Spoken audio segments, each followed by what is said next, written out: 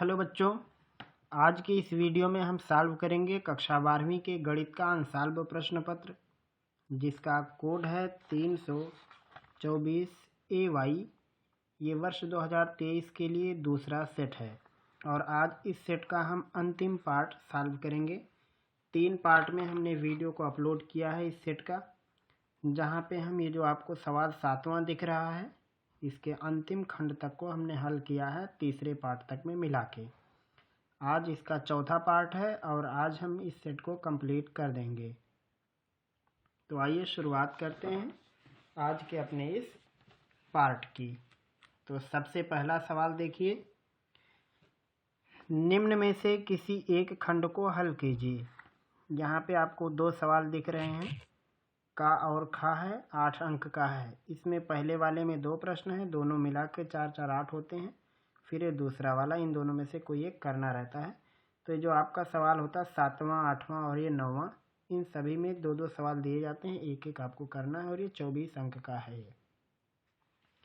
तो सबसे पहला सवाल दिया हुआ है, z बराबर दिया है 8000 x और 12000 y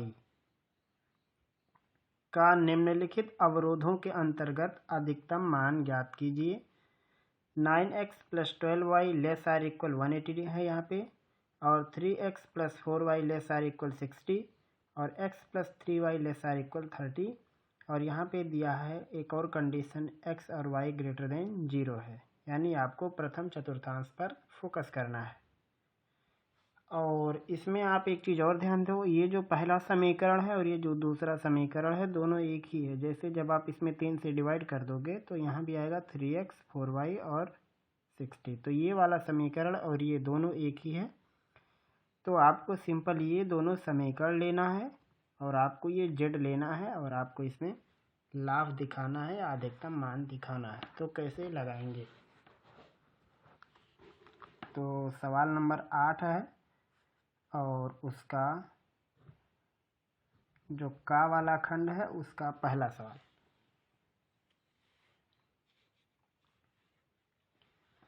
इसमें जो z लेना है वो है 8000x + 12000y। ये है अधिकतम मान निकालने के लिए हम इस समीकरण का इस्तेमाल करेंगे और ग्राफ प्लॉट करने के लिए जो दिया गया समीकरण है,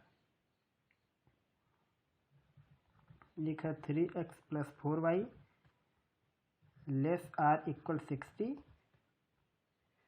और एक है x + 3y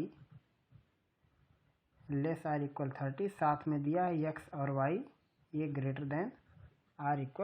0 है। तो अब इनको ग्राफ में बदलने के लिए सबसे पहले इन असमीकाओं को हम समीकरण के रूप में व्यक्त करेंगे। तो लिखेंगे,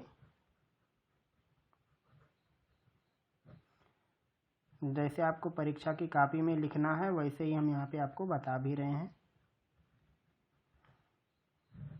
रैखिक असमीकाओं को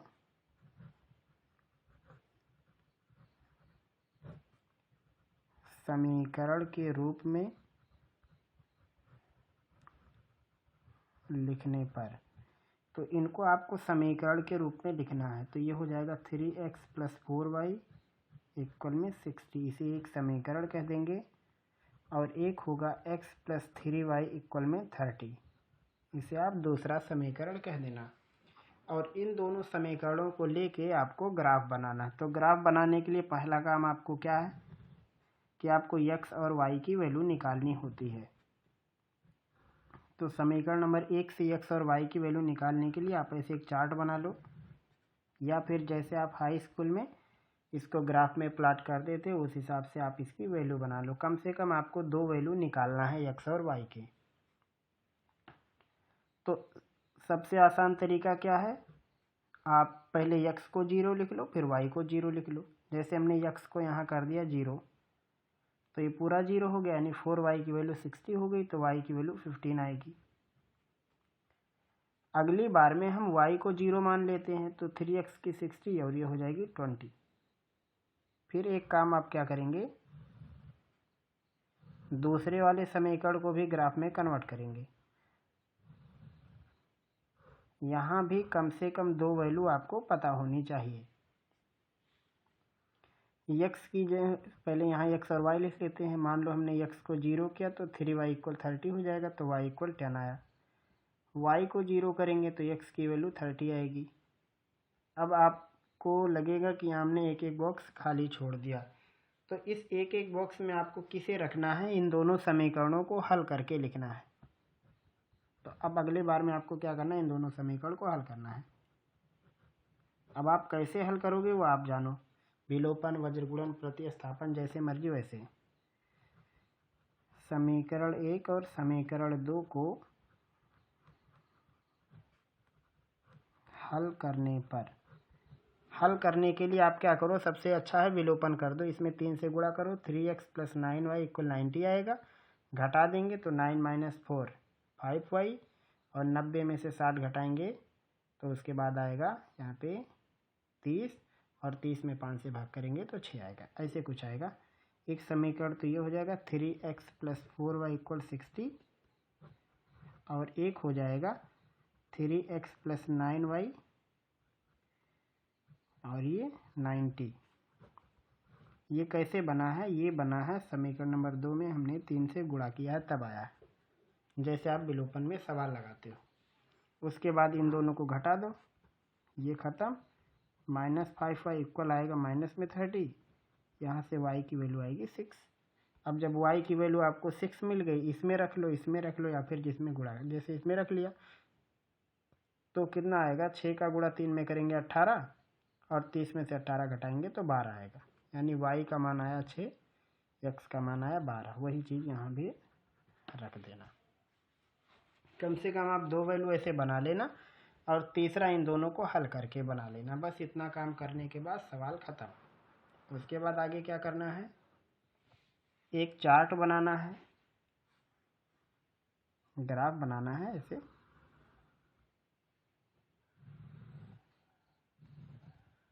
ये हो गया x और y, और ये हुआ मूल बिंदु। उसके बाद क्या करना है, इसमें ये जो आपने निर्देशांक लिए हैं इनको लगा देना। तो यहाँ पे 20 तक है, तो हम यहाँ कुछ गैप ले लेते हैं, जैसे 5 5 का 5, 10, 15, 20, 25, 30 तक ऐसे ले लेते हैं इस साइड में। 5, 10, 15, 20, 25, 30 ऐसे कुछ। तो ये वाला लोकेशन कहाँ है, x पे इसकी वैल्यू 0 है और y पे 15 है। ये 5, 10, 15, 20, 25, 30 है, और ये वाला 5, 10, 15, 20, 25, 30 ऐसे करके आगे बढ़ेगा। तो पहला x पर 0 और y पर 15 है, तो ये पॉइंट होगा। एक 20 0 है, तो एक पॉइंट ये होगा, इसको मिला देना है। और मिलाने के बाद इस लाइन पर नाम लिख देना कि ये कौन सी लाइन है। इस लाइन का नाम है 3x + 4y = 60। ये वो वाली लाइन है, इक्वल है, लेस आर इक्वल वाली लाइन है, केवल ये इक्वल लाइन है, ये वाला। और अब ये जो दूसरा बना x + 3y = 30, तो 0 और 10 है, ये पॉइंट हुआ। और 30 है और 0, यहाँ पे देखो x पर 30 और y पर 0, तो वो पॉइंट यहाँ है। इन दोनों पॉइंट को मिला के एक लाइन बना देनी है, और इस लाइन का नाम लिखेंगे x + 3y = 30।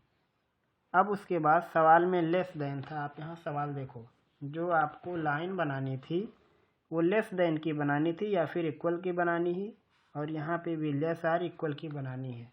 तो लेस देन बनाने के लिए आपको नीचे रंग भरना होता है, जैसे ये वाली लाइन और ये वाली लाइन, इन दोनों के बीच का उभयनिष्ठ भाग। तो इन दोनों के बीच का उभयनिष्ठ भाग ये वाला है। कहाँ तक बनाओगे, x > 0 आर इक्वल, तो x की वैल्यू बढ़ती हुई या फिर x अक्ष तक सटा के बनाना है। और इस पॉइंट का निर्देशांक क्या होगा, यही जो आपने हल किया है, तो इसका निर्देशांक हो जाएगा 12,6। अब लाभ के लिए एक ऐसे बनाएंगे टेबल, और जिसमें एक कॉलम में होगा निर्देशांक और एक कॉलम में होगा जेड बराबर जो वैल्यू दी हुई है 8000 एक्स और 12000 वाई। निर्देशांक यहाँ कौन कौन रखना है, ये जो आपको रंगीन भाग दिख रहा है इसका ये जो कोने कोने का पॉइंट है यही रखना है। तो इसका निर्देशांक कितना होगा 0 और 10, एक्स पर 0 वाई पर 10 है, तो एक निर्देशांक हो जाएगा 0, 10। थोड़ा ऊपर उठाते हैं। इस पॉइंट का निर्देशांक चाहे आप इसको पहले ले लो या फिर इसको, इसका निर्देशांक कितना है एक्स पर 20 वाई पर 0। इसका निर्देशांक कितना है 12, 6।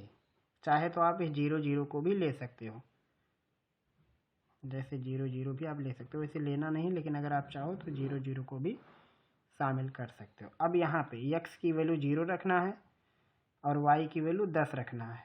तो जब x की वैल्यू 0 करोगे तो ये पार्ट खत्म, यहाँ रखोगे तो z का मान इसमें आएगा 1,20,000। दूसरा वाला है y को 0 करना है और x का मान 20 रखना है, तो इसमें 20 से कर देना है गुणा, तो 4 0 इसमें भी आएगा, इतना आएगा 1,60,000।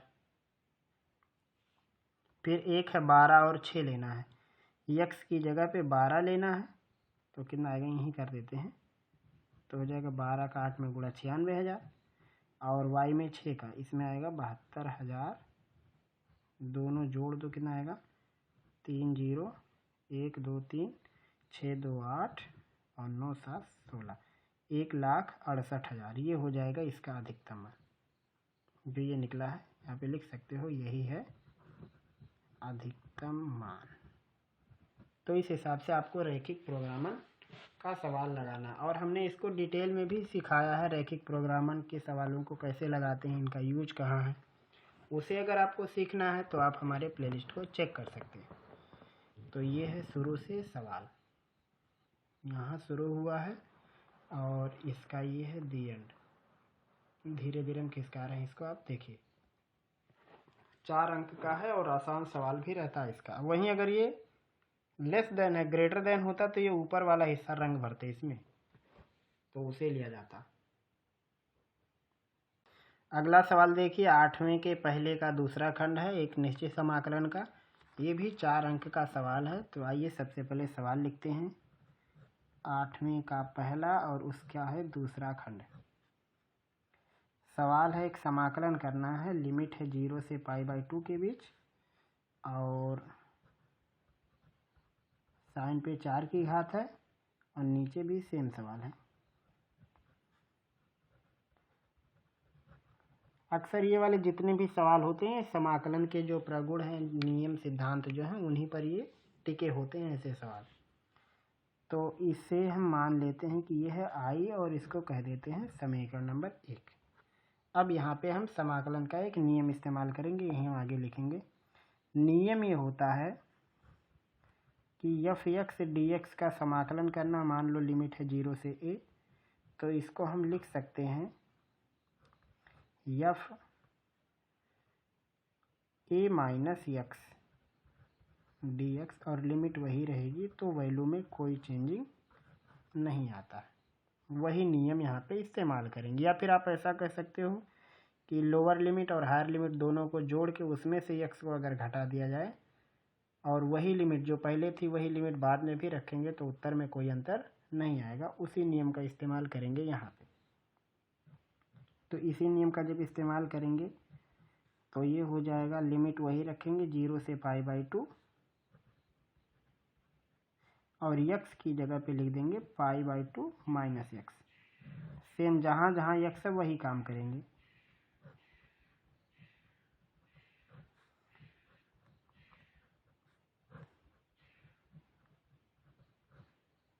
और ये हुआ dx या i इक्वल, इसको समीकरण नंबर हमने 1 बनाया है और ये जो आएगा इसको हम 2 कहेंगे। साइन 90 माइनस थीटा कास होता है, अब उस पर 4 की घात लगी है तो 4 वो बन जाएगा। नीचे साइन 90 माइनस इसका भी कास आएगा और कास 90 माइनस साइन होता है। ये हो गया समीकरण नंबर 2। अगर आप पहले और दूसरे को ध्यान से देखो तो दोनों का हर एक ही है, तो अगर दोनों का हर एक है तो दोनों को आसानी से जोड़ा भी जा सकता है। लिखेंगे समीकरण 1 + 2 या समीकरण 1 और 2 जोड़ने पर, तो इसके बाएं पक्ष में आई है, इसके भी बाएं पक्ष में आई है, तो मिला के हो जाएगी 2i, और यहाँ आएगा 0 से π/2 cos 4x plus sin 4x, ऐसा लिख सकते हैं, sin 4x plus cos 4x, और सेम चीज़ नीचे भी रहेगा dx। ये अंश और हर कट जाएगा तो बराबर आएगा 0 से π/2 और केवल dx, या फिर लिख सकते हैं 2i dx का समाकलन x होता है, लिमिट 0 से π/2। तो जब लिमिट रखेंगे तो वैल्यू बनेगी π/2, तो i की वैल्यू क्या होगी, 2 से गुणा है, 2 से भाग कर दो, तो आएगा π/4। ये हो जाएगा इस प्रश्न का उत्तर। पूरा हल आप शुरू से देख सकते हो।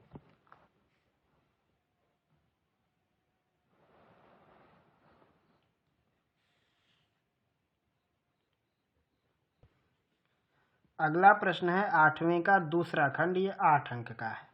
समाकलन करना है, log of sin x base e है, इसका समाकलन करना है और लिमिट है 0 और π/2 की। इस सवाल को लगाना है, और ये सवाल काफ़ी शानदार सवाल है, कई वर्षों से परीक्षा पे आ रहा है। ये अलग अलग रूप में ही आता है। सवाल है, सवाल यहीं लिखते हैं, 0 से π/2 है, log of sin x dx। यहाँ बेस ई है, हम ई को हटा दे रहे हैं क्योंकि बेस उसका ई रहता है। मान लो यही आपका सवाल है, इसे हम मान लेते हैं कि ये है आई। ये हो गया समीकरण नंबर 1, और फिर से वही नियम इस्तेमाल करेंगे, इसको यहाँ x की जगह पे रखेंगे, जो अभी आपने पिछले वाले सवाल में नियम लगाया। चाहे तो आप वो नियम आगे यहाँ लिख सकते हो, और लिखना भी चाहिए कि किसके आधार पर आपने इसमें बदलाव किया। तो i की वैल्यू बनेगी, इसमें i की वैल्यू आएगी 0 से π/2 log sin, और x की जगह पे लिखेंगे π/2 माइनस x dx, या i की वैल्यू बनेगी 0 से π/2 log sin 90 minus theta cos होता है, तो ये हो जाएगा cos x dx। इसको कहेंगे समीकरण नंबर 2, और फिर से इन दोनों को जोड़ देंगे।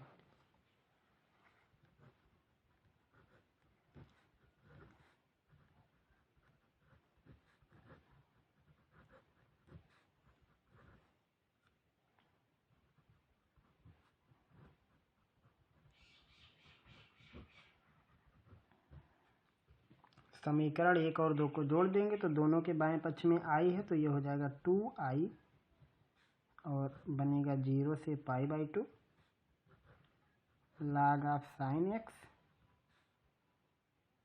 dx प्लस 0 से π/2 log of cos x dx। इसको लिख सकते हैं 0 से π/2 log of sin x plus log of cos x, और इस पूरे का dx, या फिर इसको लिख सकते हैं 2i इक्वल 0 से π/2। यहाँ देखो log में दो लोगों का जोड़ है, नियम ये होता है, देखो log m plus log n, इसका मतलब होता है log mn। उसी नियम का इस्तेमाल यहाँ करेंगे, यहाँ sin x यहाँ cos x, इन दोनों का कर देंगे गुणा, तो ये हो जाएगा log sin x cos x dx। अब ये एक सूत्र होता है sin 2x का, लेकिन जब यहाँ आगे 2 होता तब 2 sin x cos x, तो उसके लिए हम 2 से गुणा भी करेंगे, 2 से भाग भी करेंगे। तो 2i की वैल्यू बन जाएगी 0 से π/2 log 2 sin x cos x अपान 2 dx। 2 से गुणा भाग कर दिया ताकि वैल्यू में चेंजिंग ना आए। ये हो जाएगा 2i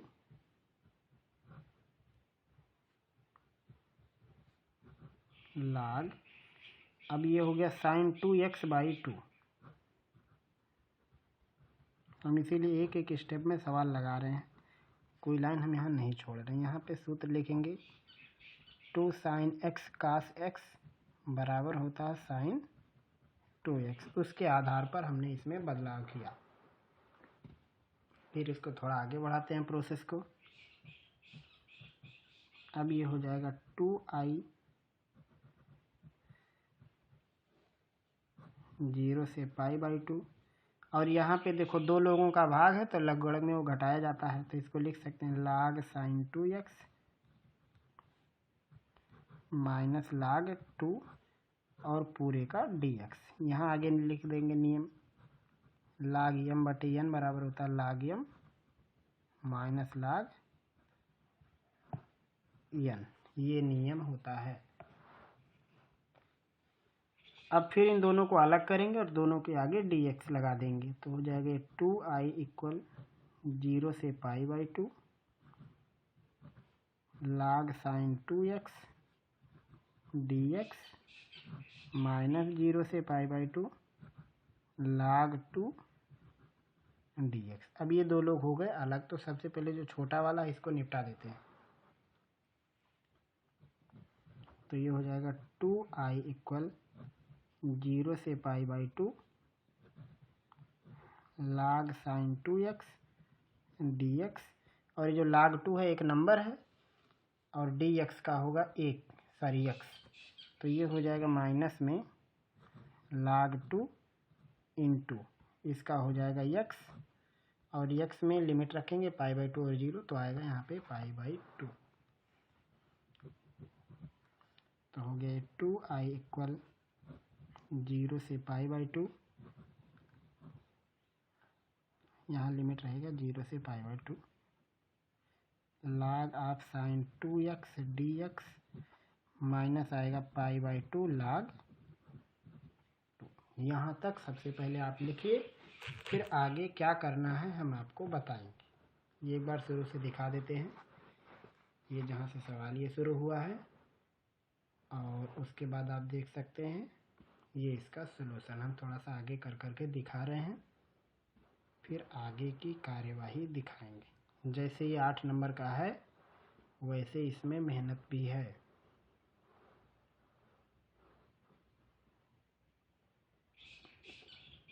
ये लास्ट लाइन आप नोट कीजिए, उसके बाद आगे आपको दिखाते हैं।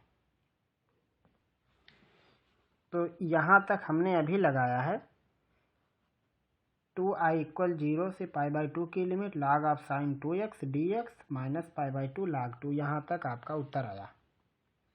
अब उसके बाद हम इस 2x को सबसे पहले किसी चीज़ से रिप्लेस कर देते हैं। जैसे मान लेते हैं कि 2x इक्वल y है, तो यहाँ से 2x का अवकलन 2 होगा और ये हो जाएगा dy/dx, या dx की जगह पे हम लिख सकते हैं 1/2 dy। इतनी चीज़ को यहाँ पे रिप्लेस कर देंगे, तो ये आएगा 2y इक्वल, अभी लिमिट नहीं रखेंगे, नई लिमिट बनानी पड़ेगी क्योंकि हमने यहाँ पे माना है। log ऑफ हो जाएगा sin 2x को हमने y मान लिया तो y रख देंगे, और dx की वैल्यू y है 1/2 dy, और ये तो ऐसे ही है।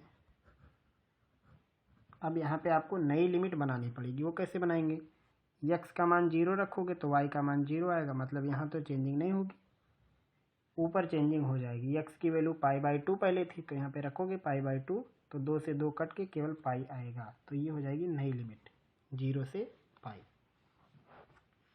अब ये जो 1/2 है, ये वाला 1/2, यहाँ पे आप देखोगे ये डिवाइड वाला 1/2 है। यहाँ पे जो है ये आया है dy/2, यहाँ पे इसके आगे का नंबर नहीं बल्कि dy के नीचे का नंबर है। जैसे पिछले वाले सवाल में आपको मिला था sin 2x/2 था वो, तो घटाया गया था। यहाँ पे ये नहीं कि हम इसको घटाएंगे, ये पूरे के नीचे 2 है एक साथ, तो इस 2 को आगे ले लेंगे, तो ये हो जाएगा 2i equal 1/2 0 to pi log of sine Y dy minus pi by 2 log 2। अब फिर से यहाँ एक नियम का इस्तेमाल आपको करना है। वो नियम क्या है, यहाँ फिर से पहले नियम लिख देते हैं। नियम यह है कि समाकलन अगर आपको करना है एफ एक्स डी एक्स का, सेम लिमिट हो कोई भी, जैसे मान लो 0 to a है, तो इसकी वैल्यू वही होगी जो value F Y D Y की हो और लिमिट वही रहे। इन दोनों की वैल्यू में कोई चेंजिंग नहीं आएगी। F X D X same limit हो तो F Y D Y same limit पर उत्तर वही देता है। तो यहाँ पे साइन वाई डी वाई है, हम इसको साइन एक्स डी एक्स से रिप्लेस करेंगे इसी नियम के तहत। तो ये हो जाएगा 2i equal 1/2 0 to pi log of sine x D x. दोनों के मान में कोई चेंजिंग नहीं आएगी, जो उत्तर इसका आएगा वही इसका आएगा। माइनस हो गया पाई बाई 2 log 2, और ये नियम लिखा हुआ है कि हमने इसी के आधार पर इसमें बदलाव किया। उसके बाद अब आगे बारी आती है 2i इक्वल, अब जो अपना मूल सवाल था उसमें लिमिट थी पाई बाई 2 की, लेकिन यहाँ पे पाई का लिमिट है, तो हम इस पाई के लिमिट को पाई बाई 2 में कैसे कन्वर्ट करेंगे, उसके लिए फिर यहाँ हम नियम लिख देते हैं। जैसे मान लो लिमिट है 0 से a F X D x, तो इसको आप ऐसा भी लिख सकते हो कि मान लो हमने यहाँ किसी नंबर से गुणा किया तो उस नंबर से यहाँ डिवाइड हो जाएगा, या यहाँ किसी नंबर से डिवाइड किया तो उसमें इस नंबर से गुणा हो जाएगा। जैसे मान लो हमने यहाँ कोई एक नंबर ले लिया, जैसे मान लो हमने यहाँ ले लिया एक नंबर n, कोई एक नंबर लिया, तो उसी नंबर से ऊपर वाले लिमिट में डिवाइड भी हो जाएगा और कोई चेंजिंग नहीं आएगी। अभी भी जिस नंबर से गुणा करोगे उसी नंबर से लिमिट में डिवाइड हो जाएगा और कोई चेंजिंग नहीं आएगी इसमें। यह है एक समाकलन का नियम। इस नियम के आधार पर इसमें हम बदलाव करेंगे। तो यहाँ पे नीचे 2 हमें चाहिए तो हम 2 से गुणा कर देंगे। जैसे यहाँ जिससे गुणा करो उसी से डिवाइड कर दो, तो हम मान लो यहाँ 2 से गुणा करेंगे, 2 से डिवाइड करेंगे, तभी पाई बाई 2 आएगा। तो ये हो जाएगा 2 × 1/2, लिमिट 0 से पाई बाई 2 बन गई अब, और हो गया ये log of sine x D x minus pi by 2 log 2। इस 2 से ये 2 कैंसिल, तो 2i की वैल्यू हो गई 0 से पाई by 2 log of sine x D x minus pi by 2 log 2। अगर आपको ध्यान है सवाल में log of sine x D x यही आपका मूल सवाल था और इसी को आपने i माना था, तो हम इस पूरे को हटा के इसकी जगह पे i लगा देंगे। यहाँ लिखेंगे समीकरण 1 से limit 0 to pi by 2 log of sine x D x बराबर i, तो इसकी जगह पे i रिप्लेस करेंगे, तो हो जाएगा 2i equal i minus pi by 2 log 2। 2i में से i घटा देंगे तो i की वैल्यू मिलेगी माइनस में पाई बाई 2 log 2, और ये हो जाएगा इस सवाल का जवाब। तो ये 8 नंबर में दिया था और उतना ही इंटरेस्टिंग सवाल भी था। तो हम फिर से आपको शुरू से दिखाने की कोशिश करते हैं। ये सबसे टॉप है, जहाँ पे ख़त्म किया था उसके आगे से यहाँ से शुरू हो रहा है, और यहाँ ख़त्म होता है उसका सॉल्यूशन। कोई भी बात अगर आपको समझ में नहीं आएगी तो आप ज़रूर बताएंगे।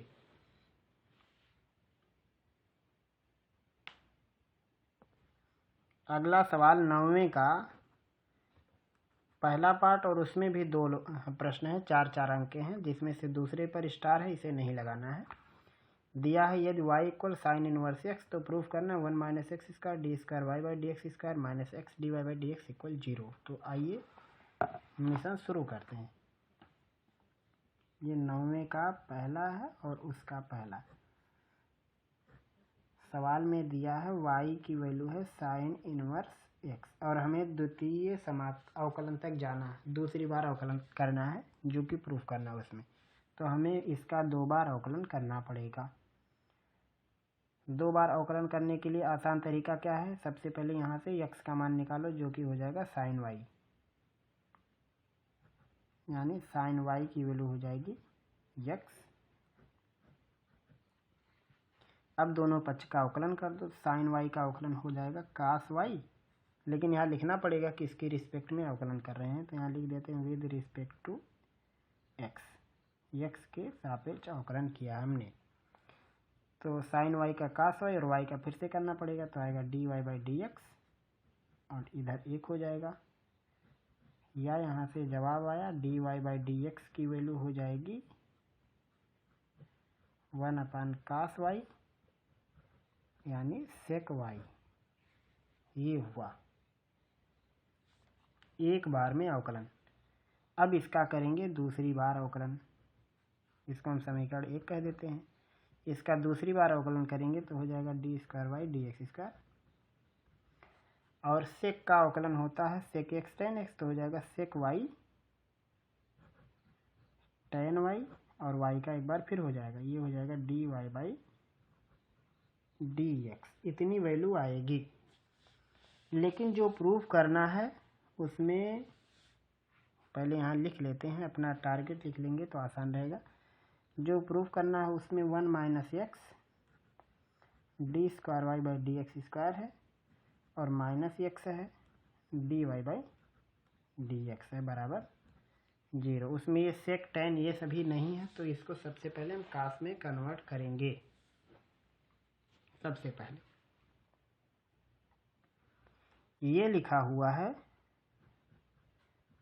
d²y/dx², sec मतलब 1/cos और tan मतलब sin/cos, तो ये लिखा हुआ sin y बटे में cos²y और ये हो जाएगा dy/dx। इसको कोई एक समीकरण मान के चलते हैं। अब आप देखो साइन y का मान तो x है, यहाँ रख सकते हैं, लेकिन बचा ये cos²y, तो सबसे पहले इसी में बदलाव करेंगे। इसको लिख सकते हैं साइन y और cos² को लिख सकते हैं 1 - sin², और ये हो गया dy/dx। यहाँ जो प्रूफ करना उनमें यहाँ 1 - x², तो ये हो गया d²y बटे dx² इक्वल साइन y का मान x रख दो और नीचे भी x रख दो, तो हो जाएगा 1 - x² dy/dx। तिरछा गुणा कर दो तो आएगा 1 - x² d²y बटे dx², और इधर हो गया x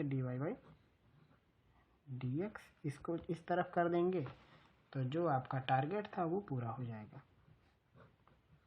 1 - x² d²y/dx² minus x dy/dx equal हो जाएगा 0। यही आपको प्रूव करना था। तो ये हुआ इस सुंदर से प्रश्न का सुंदर सा जवाब, 4 अंक का था ये।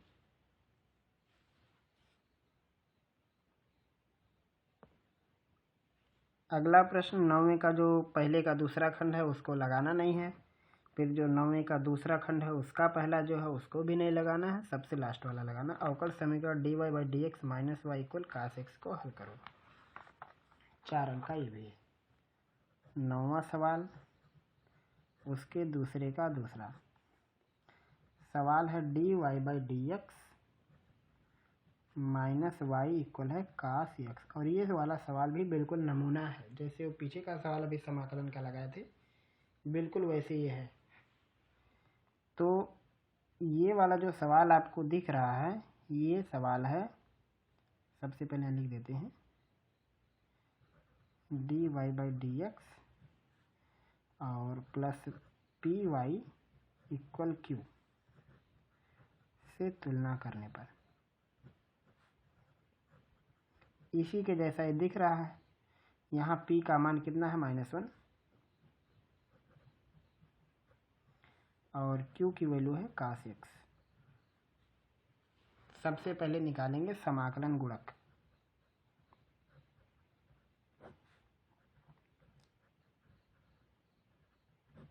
जिसे हम आई एफ से लिखते हैं।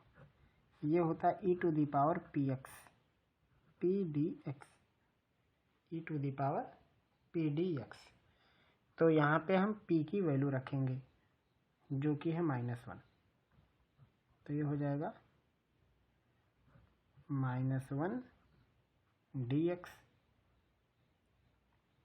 और dx का समाकलन x होता है, तो ये आएगा e to the power -x। ये हो जाएगा समाकलन गुणक। अब समाकलन गुणक निकालने के बाद जो तरीका होता है लगाने का वो होता है y into I F equal समाकलन यहाँ पे करेंगे Q I F into D x, ये गुणा है इसके बीच में, और प्लस में कोई एक कांस्टेंट सी लगाएंगे।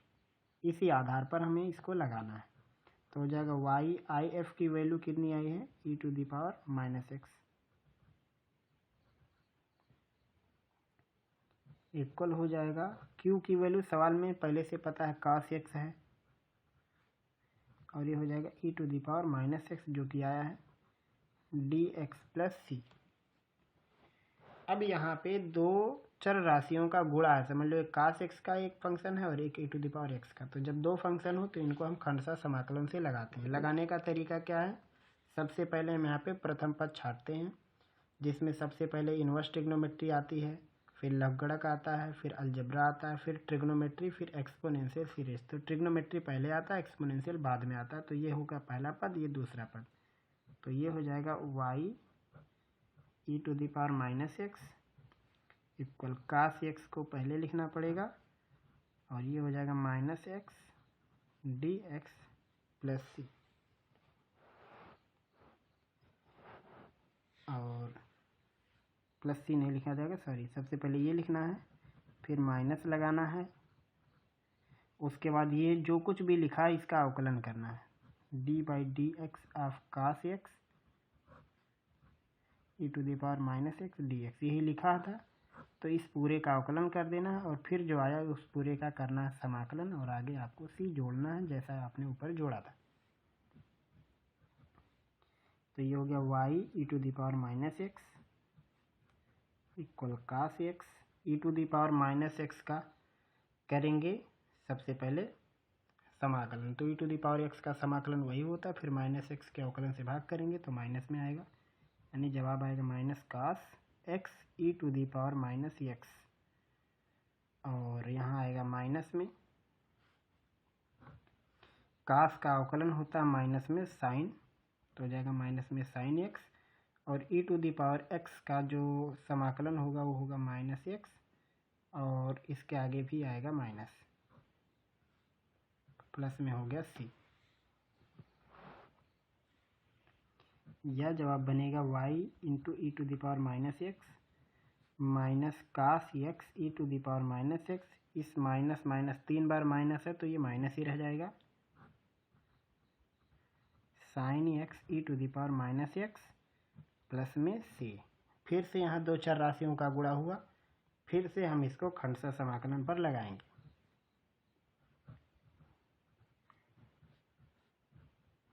Minus cos x E to the power -x और minus,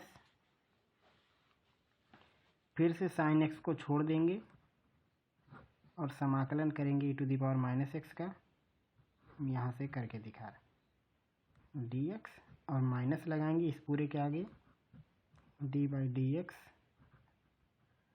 sin x E to the power -x dx, और इस पूरे का समाकलन, और बाहर c है पहले से।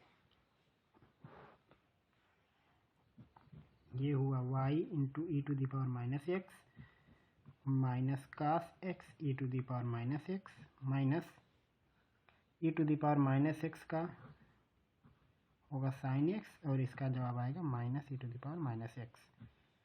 sin x का जो अवकलन होता है cos, और इसका फिर से होगा minus E to the power -x, आगे है प्लस c। ये सवाल काफ़ी इंटरेस्टिंग था। ये हुआ y into E to the power -x minus cos x E to the power minus x minus, इसको लिख सकते हैं माइनस में sine x E to the power minus x, और इस माइनस माइनस का गुणा करेंगे तो प्लस आएगा cos x E to the power minus x और प्लस में सी। अब माइनस का अंदर कर देते हैं गुणा,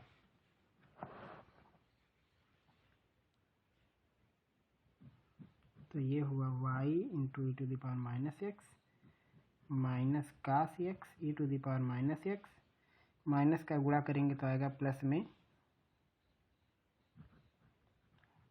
sine x E to the power minus x और minus cos x E to the power minus x, minus में आएगा, माइनस में नहीं सॉरी सी तो बाहर था, तो ये आएगा प्लस में।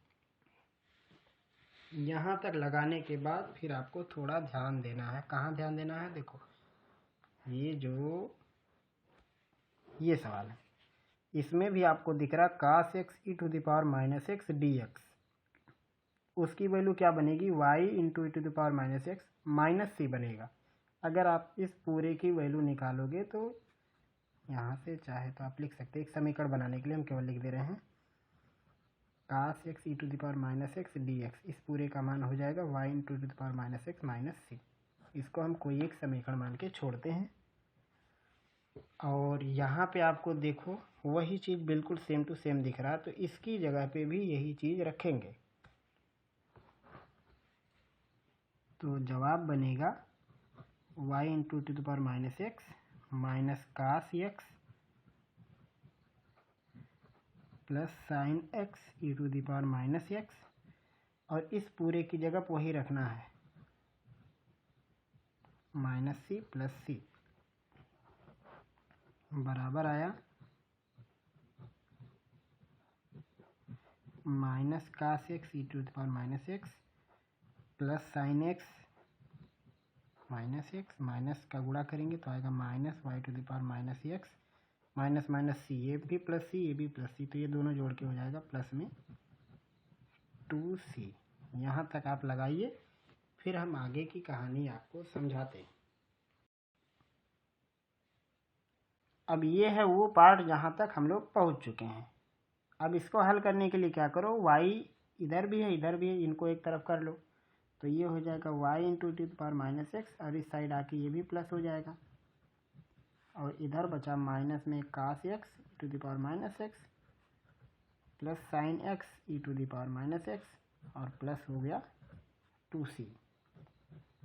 ये हुआ 2 y E to the power minus x equal minus cos x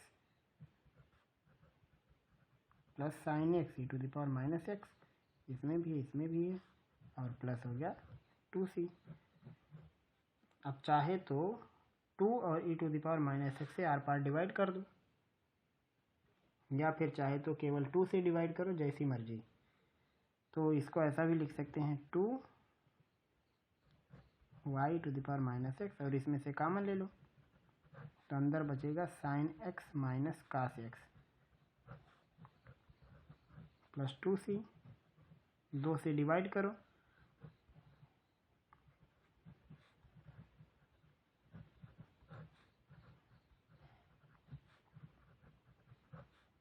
plus आएगा c। चाहे तो ई पे पावर माइनस एक्स से भी डिवाइड कर सकते हो, या फिर चाहे तो इसको लिख सकते हो बटे में ई पे पावर एक्स, ऐसा भी लिख सकते हो इसको, और ये भी हो जाएगा बटे में ई पे पावर एक्स। तो ई पे पावर एक्स से आर पार गुणा करेंगे तो ये गायब होता हुआ चला जाएगा, और यहाँ पे ई टू दी पावर एक्स आएगा, मतलब अनेक रूप में इसको लगा सकते हो आप। तो ये हो जाएगा आपके प्रश्न का जवाब। वहीं अगर उस सवाल में माइनस वाई के बजाय प्लस वाई होता सवाल में, तब जो उसका जवाब आता वो यहाँ पे यक्स आता प्लस में, यहाँ भी प्लस रहता, यहाँ भी प्लस रहता, और सेम जवाब होता, मतलब कहीं भी माइनस आपको नज़र नहीं आता, और वो हो जाता उसका जवाब। तो इस प्रकार से कंप्लीट होता है आज का सेट 324 AY 2023 का दूसरा सेट। उम्मीद है कि आपको बताई गई सारी बात समझ में आई होगी। अगर आपका कोई भी डाउट हो, कोई टॉपिक आपको समझ में नहीं आया हो, तो कमेंट के ज़रिए आप ज़रूर बताएं। फिर मिलेंगे हम लोग जल्द ही अगले पार्ट में अगले टॉपिक के साथ।